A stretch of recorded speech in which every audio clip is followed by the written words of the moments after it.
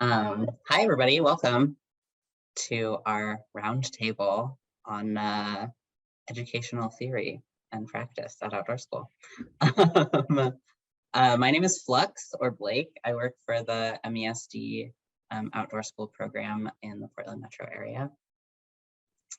And we're going to do some quick intros, and then we're going to ask y'all to introduce yourselves in the chat. There are more than 5 of us, so it would take a long time to introduce everybody, but we'll introduce ourselves in chat, and I'll give you further instructions shortly. But first, by way of intro of myself, besides where I work, which I already told you, we wanted to share like who we are and why we're doing this workshop. I will speak for myself. I am interested in the ways that we talk about what we do at Outdoor School, and making the ways that we talk about those things accessible to our staff, especially our seasonal staff, in addition to teachers, parents, administrators, to make it really clear what we mean by the things that we say about what we do. So that's really important to me. I went to school for environmental education, have a bachelor's degree from Hampshire College, and I'm just excited about having these kinds of conversations, especially with seasonal staff. And it seems like we have quite a few like admin people here too. So also, ideas of how y'all can have these conversations with your seasonal staff as well. Totally. And hi, everybody. My name is Karst, or Anastasia. And wow, what an introduction, Flux. I also work for the MESD Outdoor School program, or I guess I don't actively right now, but I am part of the advisory board, as is Flux, for that program. I have a degree in science education with a focus in biology for secondary grades. And I think, yeah, whenever we're talking about these things, it's really, I call myself an education nerd and a science nerd, and I think of both as verbs. Education is a verb. It's how we're doing what we do, and science is the same way. How are we doing the things? You can have a wealth of facts all you want, but I think today we're really trying to figure out to get to the how in as quickly amount of a time as we can. It's 45 minutes. I don't know if you knew this. It's not a lot of time. So. Awesome. So we would love if y'all could introduce yourself in the chat. I'm pasting right now. You can share your name, pronouns, the program you work for, maybe what your job is if you care to share, and what brought you to this workshop today. What do you hope to get out of it, or an interest of yours that is related to being present in this conversation. While people are sharing their intros, Flux, would you like me to talk about pedagogy? Yes, I would love that. Cool. Take it away. I was just wondering. I'm not going to do it or anything. Just kidding. So we might throw the word pedagogy around quite a bit, and we're not really going to dive too much into like super specifics. We just sort of wanted to cover what Flux and I came up with together as to what our view of pedagogy is whenever we're talking about it in this context. And kind of going back to what I had said earlier in terms of like education being a verb, we view pedagogy as the practice of how we are teaching. And it can be influenced by a lot of different factors. There's social factors, political, psychological development, just anything that makes a person different or unique. Those things can affect the pedagogy of how we're teaching. And we both feel that it's really specific to the educator, and finding your own pedagogy. We live for that. We really want to empower people to feel like that they are getting tools and vocabulary for figuring out how it is that they like to teach. And we also really want to emphasize that a pedagogy it's really important that it is rooted in research and like backed up practices. We think that that's super, super important, especially as we're going forward teaching specifically science. So that's sort of what we're referring to whenever we say the word pedagogy today. If maybe we won't say it ever again in the next however long, but maybe we do, and that's what we mean. Awesome. So I'm seeing a lot of people introducing themselves in the chat. Thanks so much for chiming in. Some things bringing us here today, learning more about different programs, different theories, being able to share about practices,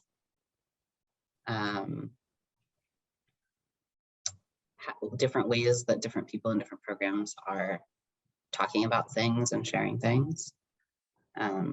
Bridging the gap between formal and non-formal educators and approaches. Totally. Closing the gap between ideas and actions. Lots of gap closing here today. That's great. And balance finding. Love it. Balance between educational theory and the magic of outdoor ed. Absolutely. I'm here because Daisy told me to be lovely. Love that. Love Daisy. And to learn. We love learning. We're lifelong learners. All of us. It's great. Educators sometimes make the best learners. Sometimes, if we train ourselves to be. Yeah, we always have room to grow. Absolutely. Awesome. Thanks so much for sharing, y'all. So speaking of sharing things, I'm going to share a document copy called a Jamboard. Some of you may be familiar with this platform. I'm pasting a link in the chat. If you can, please open up the Jamboard. And if anybody's having trouble with it, let us know in the chat. You can resist temptation of going forward. You totally can. Maybe you don't like mystery. If you don't like mystery, go as far forward as you'd like. If you do like mystery, stay with us. We've shared our contact info on the first page. Also, this Jamboard can be a tool for you more than just today, as can we. You know, we do this because we love to do it. And so if you have questions or parts of the conversation that you want to continue after this, we are contactable. So true. Should we jump into that second slide? Oh, just kidding. Oh, we did the second slide. Pedagogy. It's just if you wanted to read sort of what we did. And if anybody wants to add their own sorts of definitions of pedagogy, actually, let me do a very quick tutorial of how to use a Jamboard. It's very generous of you. I am sharing my screen. No, this is screen sharing options. Now I'm sharing my screen. 1 moment, please. Share. Well, it takes me back to online outdoor school teaching. Okay. So on Jamboard, now we are looking at the Jamboard, right? We are looking at the Jamboard. Great. On the left here, you'll see a menu items option, whatever it's called. There's a sticky note. That's one of my favorite ways to share things. You can type things in sticky note and then it'll go onto the page and you can move them around or resize them. So pedagogy. You can also add text boxes. That's a way to share, to type things too. Text color is up here. And all of these slides are editable. Don't feel like that any of them can't have things added to them. That's why there's a lot of space, especially on our definition slides. So this is sort of what the definition slides will look like. If there's something that you want to add that you feel like encompasses more of what you think that term means, please add it. This is supposed to be a collection of knowledge, not just the Karsten Flux show. That's a different Zoom meeting altogether. And we love talking, so feel free to interrupt us at any point. We both love the sound of our voice. Okay. Oh no, called out. Great. So if you'll go to, I'm going to keep sharing in case anybody's having trouble with the Jamboard, but if you go to slide 3, you will see our next activity. We wanted to share some ways. I'm like, this conversation that we're having can be, for people who are less familiar with education terms. And if you are more familiar with education terms, this can also be a way that you can have this conversation with your seasonal staff or staff who don't have an educational background. Some seasonal staff, like myself and Karst, are coming in with a lot of background in defining terms. And I have seen a lot of fear around the ways that people receive information when we share things like, at our program, we do blah, blah, blah, blah, blah when we're training new staff. And it doesn't make a lot of sense if you've never seen the program or if you've never studied education or X, Y, and Z. So these are ways that we can have these conversations or start these conversations. There's many ways to do so, but part of the goal of this workshop is to equip people with ways to find out the definitions of phrases themselves, or wade through the multitude of options of how things are defined. I will almost guarantee that every person in this room will have a different definition for some of the phrases and words that we're defining. So the first phrase that we wanted to talk about is culturally responsive teaching. This is something that has been a hot topic in some of our programs for the last few years and can mean many different things. So if you would please take a few minutes to add sticky notes on how you think that we could define this term. You can share whether or not you've ever heard this term before. Karst and I have worked for the same program. I see a lot of people in this room who work for various other programs, and so maybe some of us are talking about this more than others. What do you know about it? And then on the right, you'll see what is culture in this context. When we're talking about culturally responsive teaching, what do we mean by the word culture? So I'll stop talking so people can focus for a moment on adding sticky notes and text boxes and sharing. If you want to add pictures, if you're a visual learner, there's a way to add images from Google. It's kind of fun. So I'll start reading out some things as they pop up. One of the definition sides, we have learn about the cultures. To learn about the cultures of those that we teach. Cool. An approach that involves building relationships. Culture of education. Going on over to what is culture in this context. We also have the culture of learning. Also, if you do a Google Reno and feel like you want to look it up, that's also something that we're not opposed to, right? Part of being learners and being educators is figuring out how to obtain the information that you feel like you might be lacking, or maybe you just need more data. We love research. We probably won't have time to get into how to find credible sources, but we feel like just knowing what resources that you have, that's a really good first step. Let's see, another culture in this context, we have race, ethnicity, linguistic, and social communities. Culturally responsive teaching, involving yourself in the communities of students. Being thoughtful about how I approach teaching a lesson that keeps in mind the various backgrounds of students in the room. We have lived experience, engaging students in sharing their own knowledge. These are all super awesome.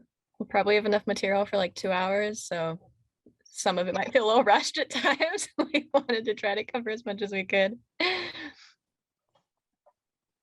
Awareness and acknowledgement of diverse backgrounds and specifically non-white perspectives. You can start wrapping up any of your final thoughts. If I don't read them out loud, I'm so sorry. I'm gonna go to the next slide. Feel free to join me. Or you can stay here.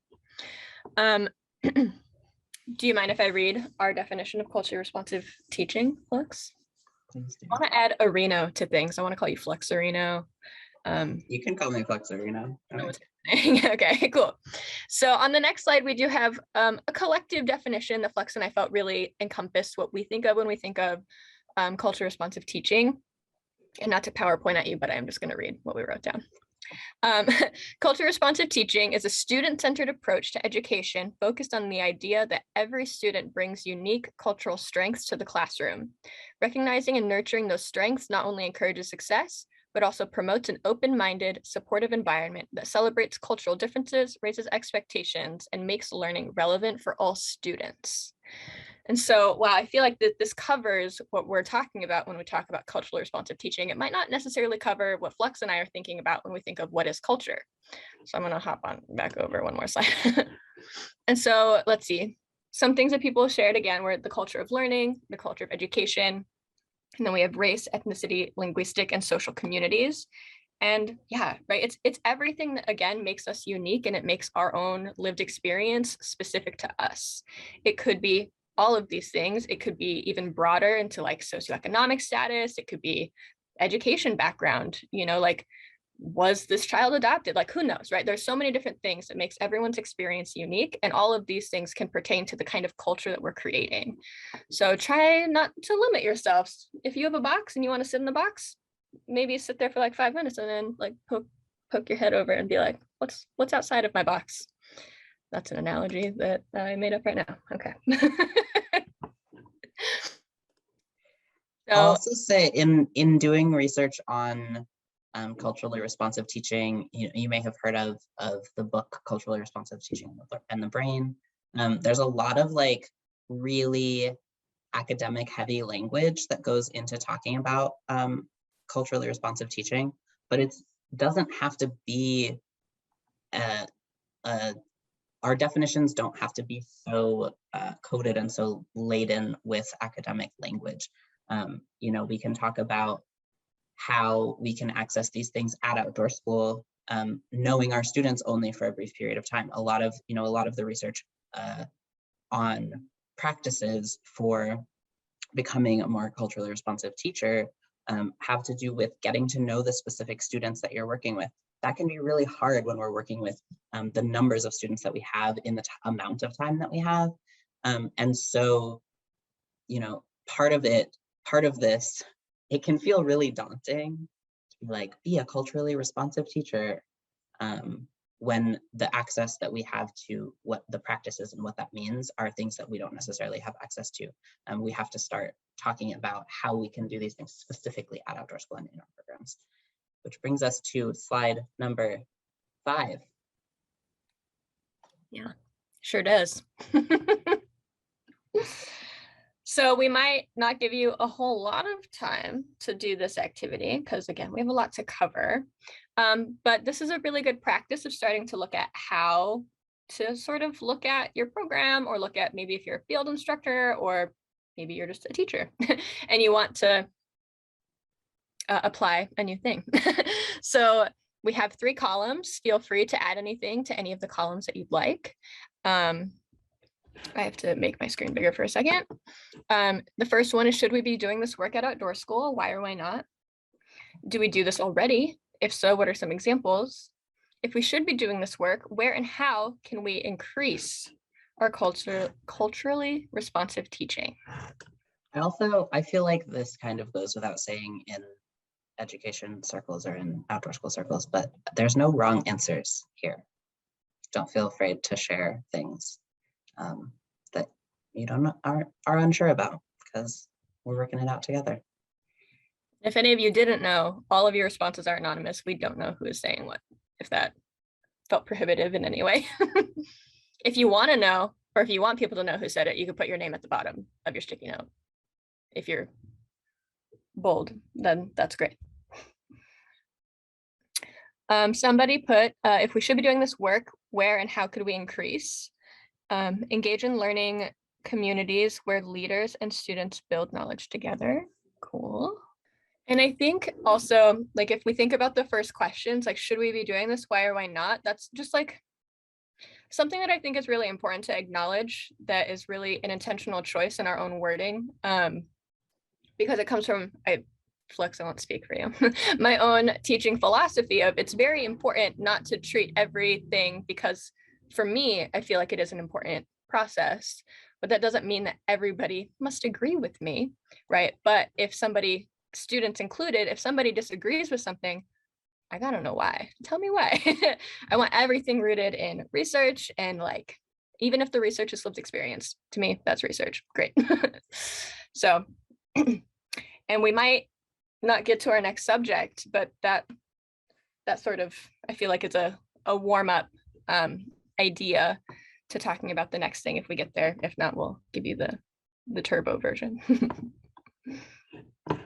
Seeing a lot of yeses, we should be doing this. Someone said it is the right thing to do. Absolutely, we can get to know the groups ahead of time, put in energy to get to know the communities we serve. Yes, because we work with students who have different backgrounds and lived experience. Yes, it's an opportunity to allow students to feel that they are empowered to use their voice. We should definitely be doing this because outdoor school should be accessible to all students. Do we already do this at outdoor school? I love visiting students in the classrooms ahead of time. A family night helps to grow the community. Cool. Allowing students to share personal anecdotes. Yes. So as Flux mentioned earlier, whenever we're learning about these sorts of terms, or really just diving into anything that might be rooted in a lot of academic jargon, or just coded language, sometimes it can feel like it's really inaccessible, even to people that maybe studied it. And I'm not going to say I invented this term. It's just something, it's the way that I describe whenever I'm trying to apply a new practice to my own teaching, and I call it the lens technique. I take whatever sort of lesson I already understand, something that I feel really comfortable with, like the content, or just like I've just done this like certain introduction this way a lot, and I just feel like I could do it in my sleep. Once you feel really comfortable with that subject or whatever thing that you're doing that you just feel comfortable with, taking something like the term culturally responsive teaching and being like, is this culturally responsive? And trying to just find ways to start sprinkling in more culturally responsive techniques. You don't have to just suddenly redesign everything that you do, right? Because that's going to be really overwhelming. And if it really, I feel like for me, I'll speak for my own self, if I feel like I have totally abandoned ship of things that I felt like I was able to connect with students with, and now I'm like walking on territory that I feel like I don't have enough research or like ground, then I really doubt the lesson at hand. But if I work with like those smaller attainable goals, then I'm able to really start implementing and expanding my curriculum and my lesson plans in a way that like isn't a total 180. And I think that helps the flow for myself and also for my students feeling like that they're able to keep up with any changes, or high school students that might be teaching stuff that I have adapted since they last saw me. So I personally feel like we could spend a lot more time on this, and we have some other stuff we want to talk about too. So feel free to keep coming back to this document. Feel free to keep sharing on here as you think of things. I know that I certainly will be looking at this again later to fully read what everybody's got to say. Moving to slide number 6, we're going to do the same thing, but an abbreviated version because we're speeding it along, about the term social emotional learning. I'm really curious first, if you can give me a Zoom thumbs up or a real life thumbs up if you've ever heard this term before, social emotional learning. Yeah, I'm seeing a few thumbs. Nice. Give me a thumbs up again if it like, if you feel something when you hear this phrase. Anything, positive, negative, if it makes you feel any kind of way. Cool. Let's take a minute to add some, me too. Let's take a minute to add some sticky notes. and define what is it that we mean by social emotional learning. I would like to elaborate too, that you can say what it means to you. You can say what you feel it means to your program. You could say what you feel it means in a classroom. There are many different contexts in which we can define this phrase. So feel free to add any and all. Once you've put a sticky note, or maybe you're like, I'm really not feeling the sticky note thing right now. If you go to the next slide, we have, sorry, Flex, I'm just gonna like combine these two activities. On the next slide, we have 4 different definitions of what social emotional learning is from 4 different sources. And we sort of wanted to see, I don't know, it's a little experiment to see which ones maybe people gravitate towards. And we wanted to challenge you to think about it with a culturally responsive lens. So that might be a little hard, especially since we didn't really dive that much into it, but just, I don't know, be thinking about it. And you can, there's a pen feature, you can circle it, put a star, doodle on it, whatever you'd like to do. I added that arrow because I feel like that first definition, that smaller one, was just very small and very broad. But then I feel like I really enjoyed it going into the other one as well. Kind of that, I like the word skills that are used in that. There's some underlining of a specific part. Somebody liked to feel those emotions fully and demonstrate empathy for others. So if you go to the next slide, it will reveal which one Flux and I chose as our favorite. So for like the culturally responsive one, we did sort of like culminate different definitions. For this one, we wanted to just choose one, I guess. And the one that we chose is the red one. And a big part of that, because we were going back and forth, we were reading all of these definitions, and something that really stuck out to us was the phrase manage their emotions. And for Flux and I, we understand what that means.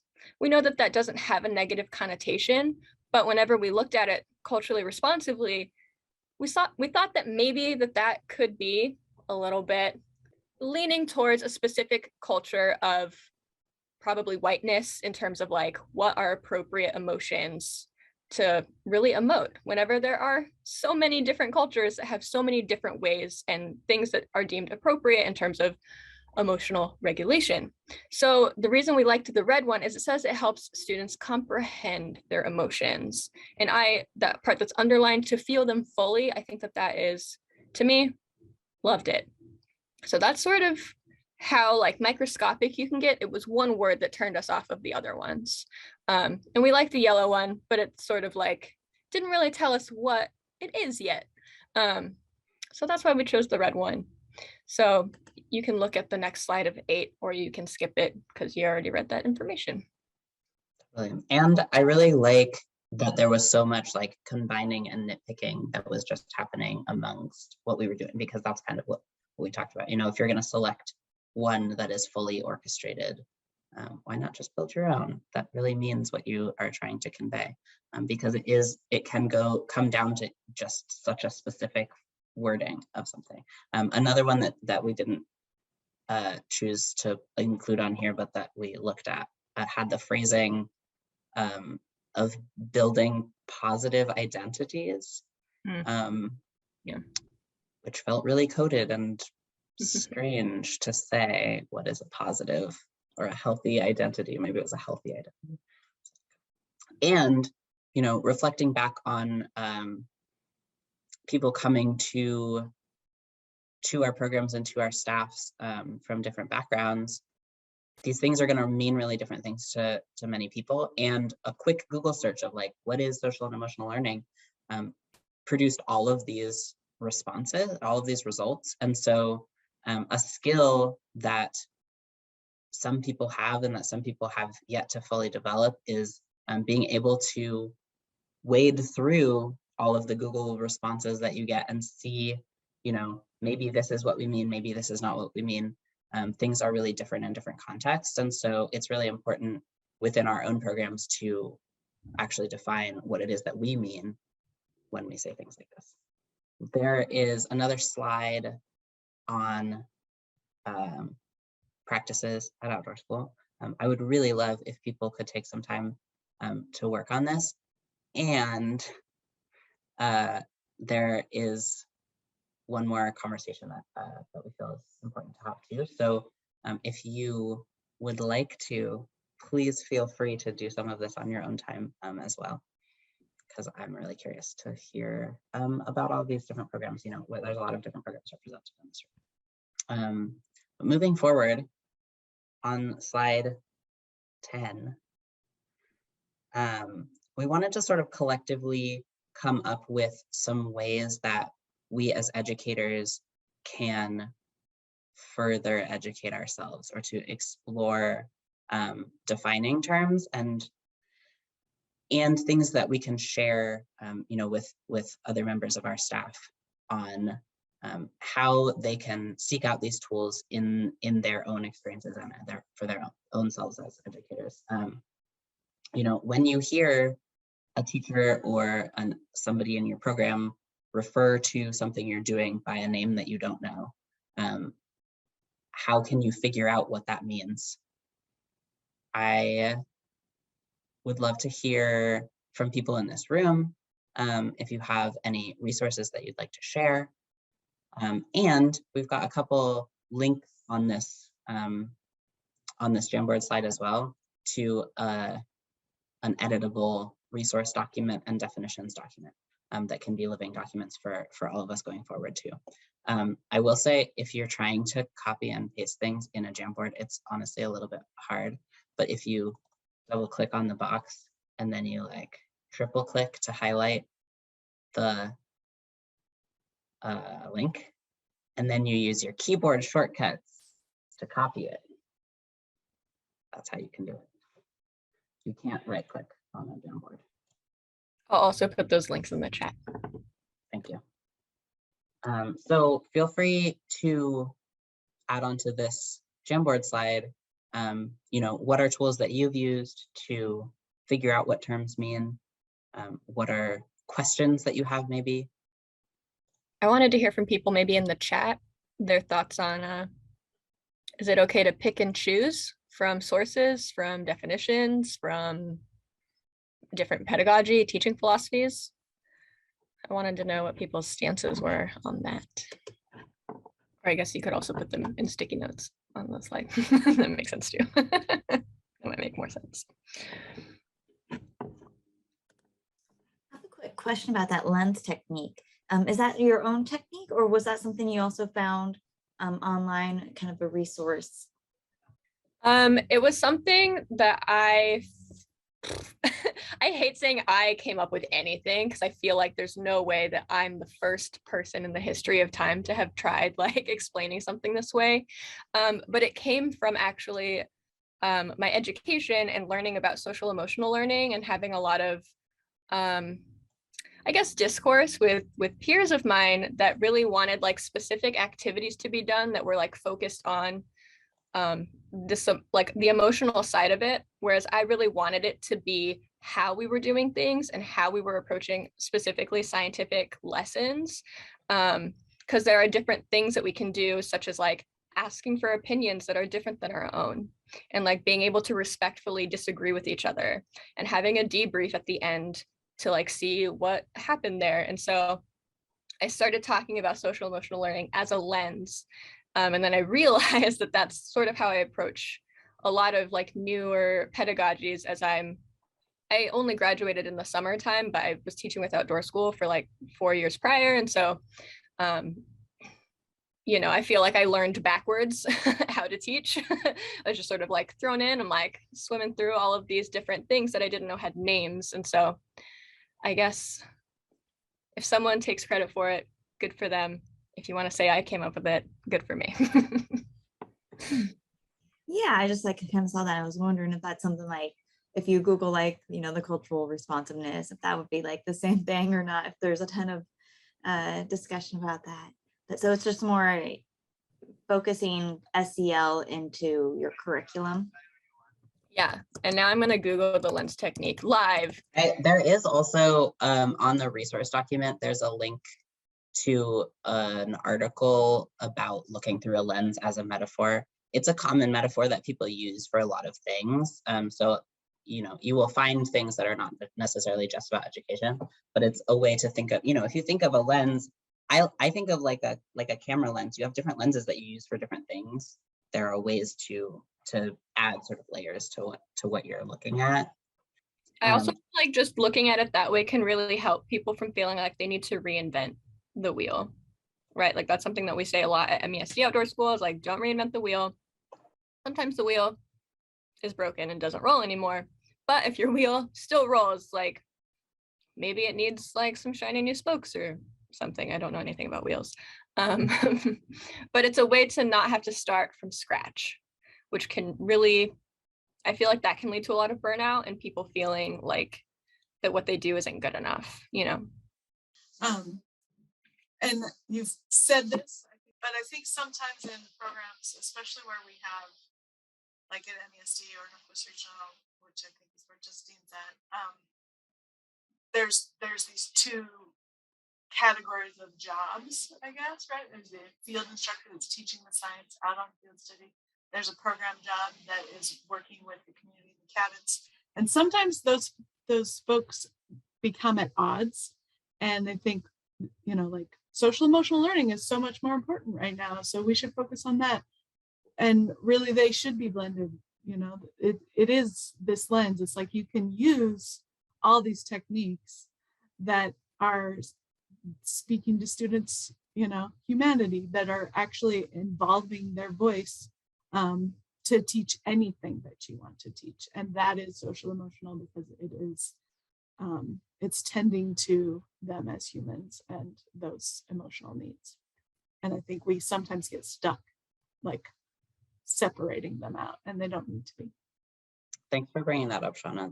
I think that's really, really true. And it's something I think about a lot. There's also in our resource document, there's a link to an article called When SEL Becomes Another Form of Policing. That is a really important culturally responsive lens to look at SEL through about things like managing emotions and the ways that we express emotions.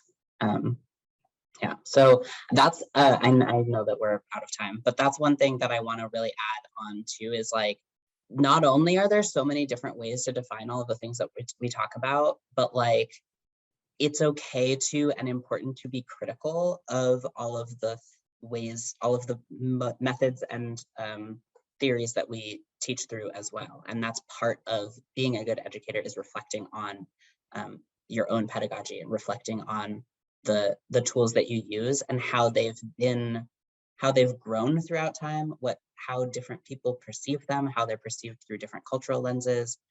There's so much to think about, and it's, you know, that it's okay to say, I don't agree with this thing, or that the way that we are doing this thing, I don't think speaks to our goals or our mission.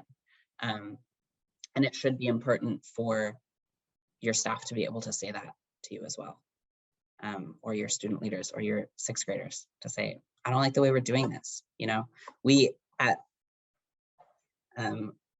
one of the sites that I used to work at, we were really into love and logic as a technique that really worked for middle-class white kids really well, and really, really didn't work for a lot of the schools that we were seeing. But it became very, very obvious to us one week when we had, you know, an entirely Black charter school and a white parochial school out the same week, and we were like, something about the way we're communicating with kids is hitting really, really different.